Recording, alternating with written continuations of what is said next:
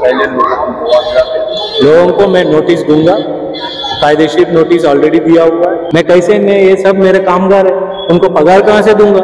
ये भाई का इधर आओ, वो कहाँ गई? वो इधर आओ। उनका 3 साल से मैं उसका बकाया दे नहीं पाया। बांधकाम परमिशन लेके बांधकाम करना ही चाहिए, नहीं तो फिर कॉर्पोरेशन कैसे चलाऊंगा मैं? प्रीव्यू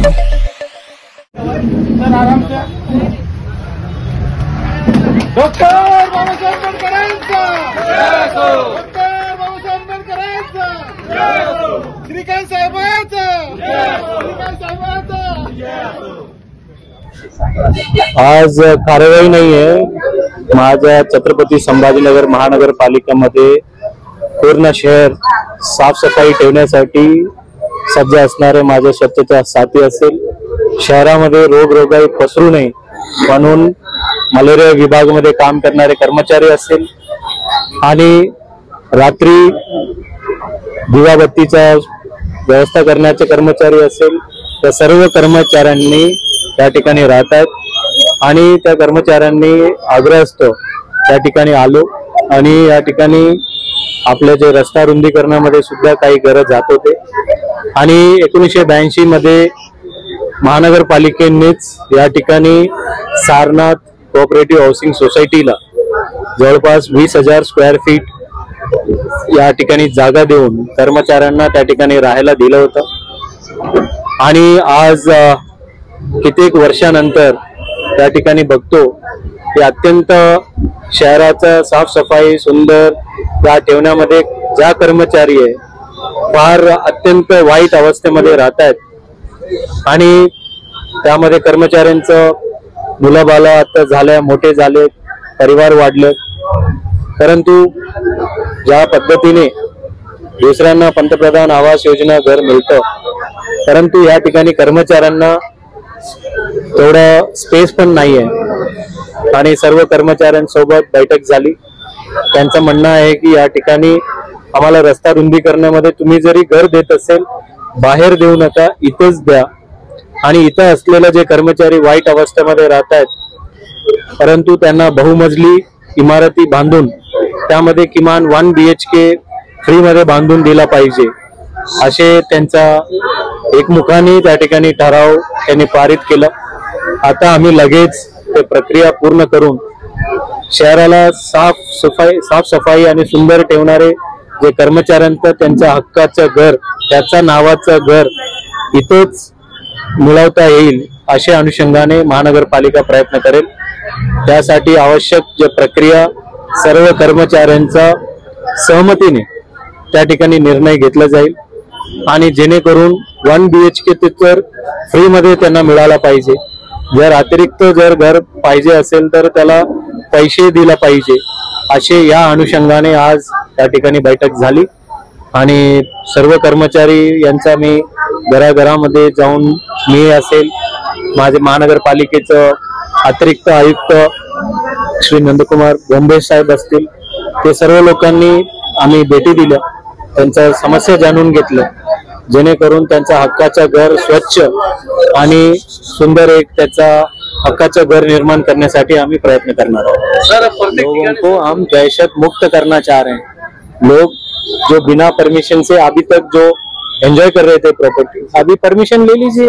गुंटेवारी का आपको मुबा है, अगर आप गुंटेवारी भी नहीं करेंगे और मुआवजा भी चाहेंगे तो फिर कॉर्पोरेशन है भैया, ये चला नहीं पाएंगे।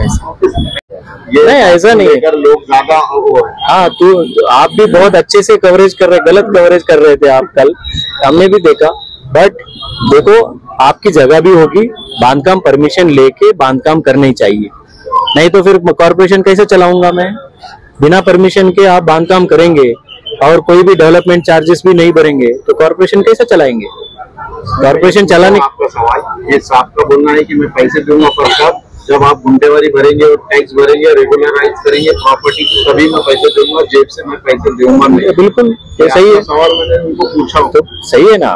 देखिए कॉर्पोरेशन पैसा जो ये जनाब बांधकाम परमिशन के लिए पैसा देते हैं, जो जिसकी जमीन हम ले रहे होंगे तो उनका पैसा उनको देते हैं, क्योंकि वो रास्ता तो सभी के लिए इस्तेमाल होगी। नहीं तो बिना परमिशन के फिर सभी पूरे शहर में अगर बिना परमिशन से बांधकाम करेंगे, कैसे काम करूंगा मैं? कैसे मैं? ये सब मेरे कामगार है, उनको पगार कहाँ से दूंगा?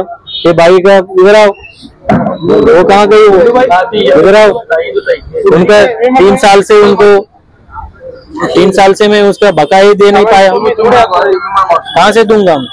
अभी तकरीबन अभी तक अपने 5,000 6,000 जो भी तोड़े हैं वो सब बिना परमिशन के। अगर वो परमिशन लिया रहता तो पैसे दिए रहते, पैसे देते ना। पाटिल साहब का कहना है कि आप जब कार्रवाई करना है तो उससे पहले लोगों को मैं नोटिस दूंगा, कायदेशीर नोटिस ऑलरेडी दिया हुआ है, और नोटिस अगर नोटिस दूंगा ना तो बहुत सारी इमारतें गिरेंगी। ठीक है, तो बहुत सारे जो इलीगल बिल्डिंग परमिशंस बहुत हैं। आप भी अपने मोहल्ले में एक बार जाके कवरेज करके लेके आइए कितने इलीगल बिल्डिंग परमिशंस हैं।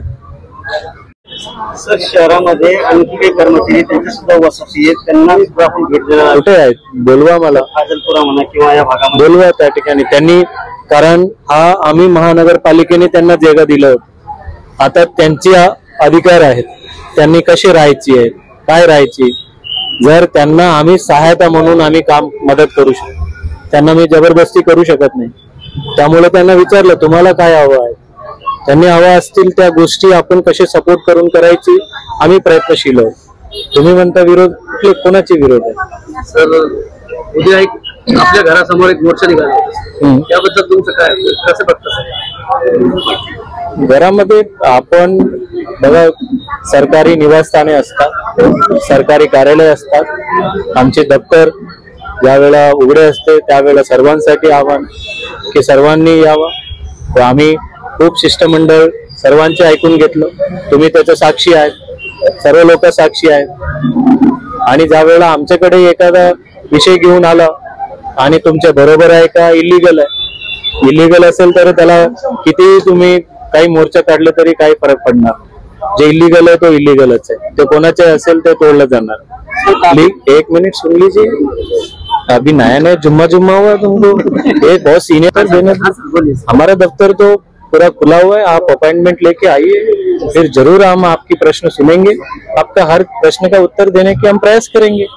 अगर जहाँ पे गलती हो रही होगी वहाँ पे गलती दुरुस्त करेंगे, क्योंकि इतने बड़ा कार्यवाही में हाँ हम मानते हैं एक आधा जगह पे हमारा नीचे के कर्मचारी शायद कुछ कम ज्यादा गलती किया होगा, उसका भरपाई भी देने की हम तैयारी है ना। लेकिन शहर विकास होना चाहिए, विकास होने के टाइम पे किसी का भी बेघर हो रहा होगा तो उसको पुनर्वसन करने का पहला दिन से आप ही का कवरेज है, उठा के देख लो। शायद आपके वीडियो 10 दिन का पहले आप देखते नहीं होंगे, लेकिन 10 दिन का पहले का वीडियो उठा के देखिए, तो हम तो जिसका घर जाएगा उसका पुनर्वसन करने का भी जिम्मेदारी हमने कॉर्पोरेशन ने ली है, और जिसका 100% जमीन जारी होगी उसका मुबदला देने का भी हमने वादा किया है। लेकिन जगह तुम्हारी होगी, परमिशन लेके तुमने बांधकाम करनी चाहिए। आप भी जाके कवरेज कीजिए, कहाँ पे बांधकाम परमिशन लिया वाला कोई इमारत गिरा है क्या? क्या मैं पूछ रहा हूँ, आप गिरा है क्या?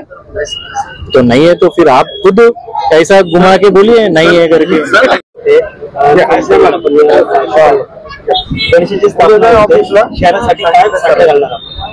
शहरासाठी एकच मी साकडं घालणार आहे की आता परवाच गेल्या आठवड्यामध्येच माननीय मुख्यमंत्री यांचे हस्ते पाणी पुरवठ्याचा श्री गणेश झाला आणि 24 MLDचा वॉटर ट्रीटमेंट प्लांट आणि 900 mm चा पूर्ण पाईपलाईनचा त्या ठिकाणी जलपूजन त्या ठिकाणी झालेलं आहे। आता येत्या 3 महिन्यामध्ये आम्हाला फार मोठा कसरत करावं लागेल की 200 MLDचा पाणी देण्याचा। मी बाप्पांना हे साकडं घालतो की या सर्व पाणी पुरवठ्याच्या लवकरात लवकर निर्विघ्नपणे पार पडण्यासाठी आम्हाला सर्वांना बल द्यावा। आणि तसेच आता शहरामध्ये मोठ्या प्रमाणावर इन्व्हेस्टमेंट येते आहे, त्या इन्व्हेस्टमेंटसाठी आपण शहर तयार ठेवायची आहे, सज्ज ठेवायची आहे। भविष्यातील येण्याचा जे प्रॉब्लेम्स आहेत आजच ते सॉल्व्ह करून ठेवायचे आहेत, जेणेकरून कोणाला भविष्यामध्ये प्रॉब्लेम्स होणार नाही।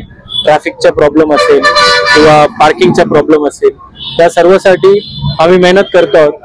ठीक आहे, काही जे हे सर्व करत असताना रस्ता रुंदीकरण होणे गरजेचं आहे. त्या रस्ता रुंदीकरणामध्ये बेघर होत असेल त्यांना घर आम्हाला द्यायची आहे आणि त्यासोबतच PMAY मध्ये आता मोठ्या प्रमाणावर आम्ही घर बांधू लागलो. पुन्हा ज्यांच्याकडे कुठलाही कागद नाहीये बसलेला आहे त्यांना मोबदला देऊ शकत नाही, कुठले कोर्ट ऑर्डर नसतात आणि त्यामुळे त्यांना घर देण्याची बल द्यावा आणि एक आधुनिक शहर मध्ये रूपांतरण करण्यामध्ये आम्हाला मदत मिळावी असे मी बाप्पांना साकडं घालतो.